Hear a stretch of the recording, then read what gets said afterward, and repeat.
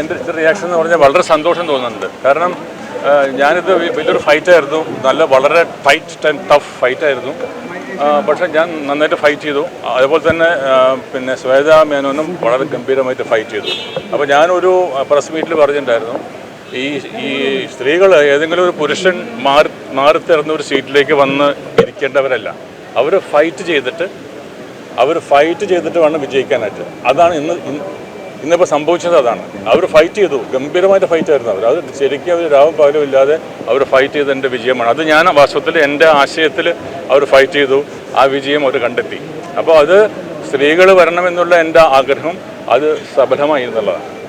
എൻ്റെ പരാജയം ഒരു പ്രശ്നമല്ല. പക്ഷേ ഞാൻ ഉണർത്തുന്ന കുറേ കാര്യങ്ങളുണ്ട് എബൌട്ട് അമ്മയിൽ ഒരുപാട് പരിഷ്കാരങ്ങൾ കൊണ്ടുവരുന്നൊരു ആഗ്രഹം വെച്ചിട്ടാണ് ഞാനിത് വന്നത്.